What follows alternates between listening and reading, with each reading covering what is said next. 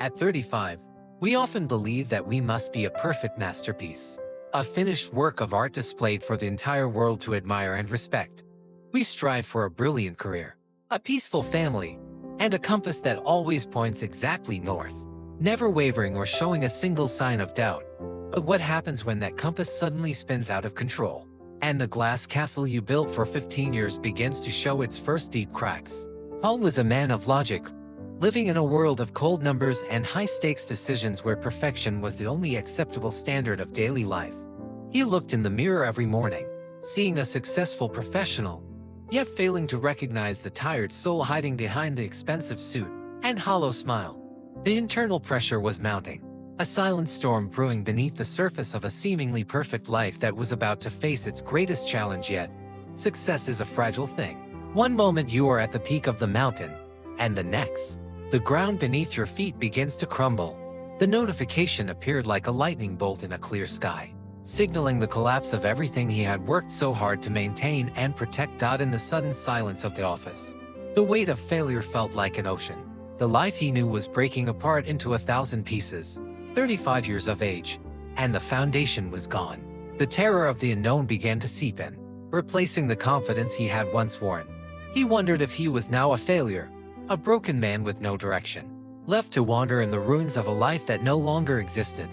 Failure at 35 carries a bitter taste. It is not the reckless fire of youth, but a heavy, cold realization that time is moving forward. It brings the fear that it might be too late to start over, that the best years are gone, leaving only the shards of broken dreams. He walked through the rain, his mind echoing with the sounds of the crash, searching for an answer in the cold and caring streets of the city. Deep in a narrow alley, he found a small pottery shop.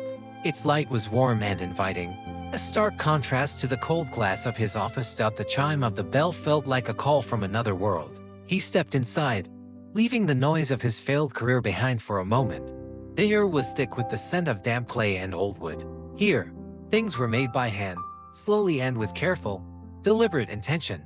On a central table lay a collection of broken pieces. They were shattered and jagged, yet they were not hidden away or thrown into the trash. He looked at the fragments and saw himself.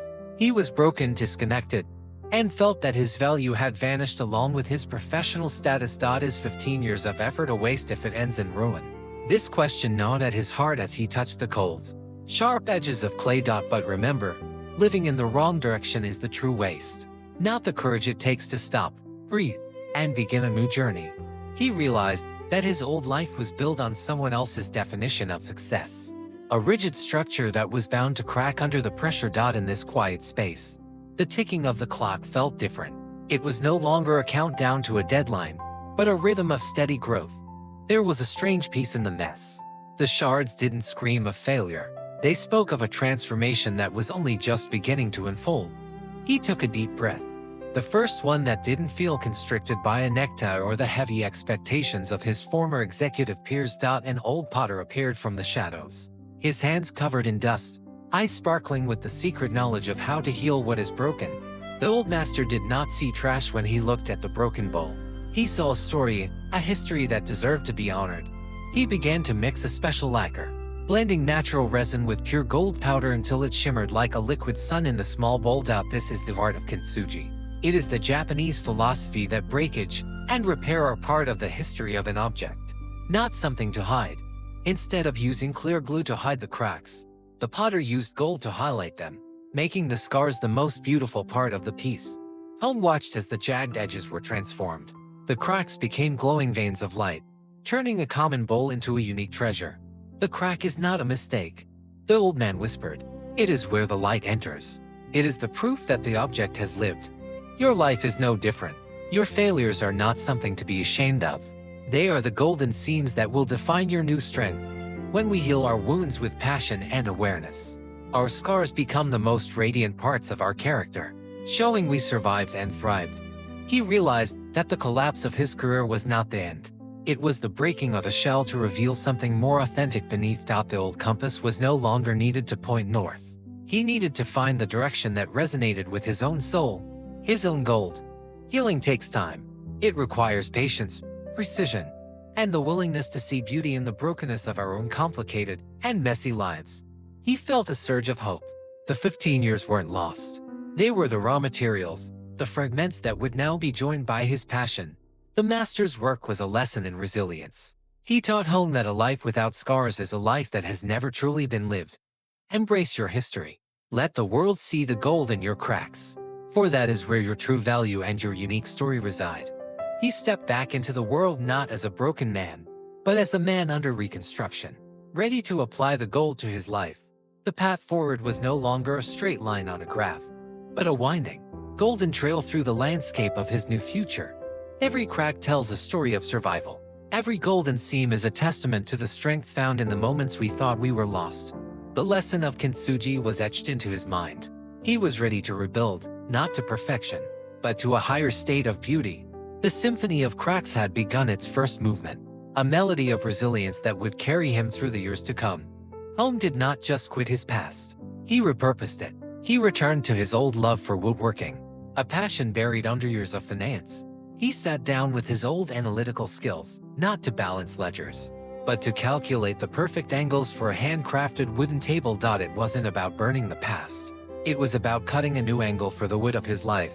Using his experience as his guide, the discipline of finance became the structure of his new craft. He managed his small workshop with the precision of a top-tier executive. He wasn't starting from zero. He was starting from experience. Every failure had taught him a lesson he now applied to every joint and finish. The transition was physical. His soft office hands became strong and capable, reflecting the internal strength he had finally found within his soul. He saw the beauty in the knots and the imperfections of the wood, just as he had learned to see the beauty in his own life. This was the work he was meant to do. The exhaustion felt good because it came from creating something real, something tangible and lasting. He applied the Kintsugi philosophy to his furniture, sometimes inlaying brass or gold into the natural cracks of the wood to celebrate its journey. The scent of cedar replaced the smell of stale office coffee. His environment was now a reflection of his true, grounded, and creative self. He moved with a new rhythm. Every cut was precise, every choice intentional. He was building more than furniture. He was building a new identity. His internal compass was finally calibrated. It didn't point toward corporate status, but toward the joy of creation and the peace of his own heart. He shared his story with others, teaching them that a career change isn't an end, but a pivot toward a more meaningful and authentic existence. The workshop became a sanctuary, a place where broken things and broken spirits could find a way to become whole and beautiful again. Focus and clarity returned. The noise of the city and the pressure of the past faded away, replaced by the steady song of the tools.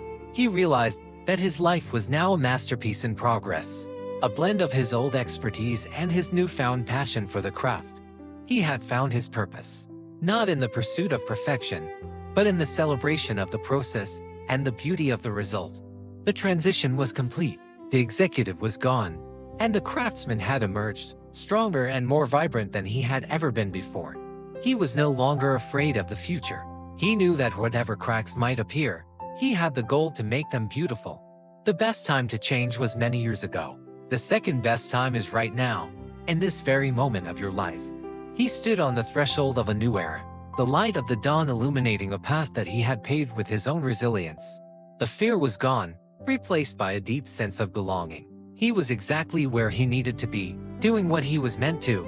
This bowl was a reminder that he was not broken, but refined. His life was a symphony of cracks that had finally found its harmony. A beautiful life is not one without low notes. It is a song that uses those low notes to create a more profound crescendo. Do not fear the cracks. They are the gateways for light, the places where your true strength and beauty will eventually shine through. At 35, 40, or 50, it is never too late to let the old world shatter so a more vibrant one can take its place. Your journey is unique. Your scars are your medals. Wear them with pride and fill them with the gold of your passion and your truth. He walked toward his future, not looking back at the ruins, but focusing on the beautiful things he was yet to create and experience. The symphony continues. Let your life be a masterpiece of repair, a testament to the power of starting over with a heart full of gold. Embrace the gift of being broken, for in that breaking, you find the opportunity to become more brilliant than you ever thought possible. Begin now.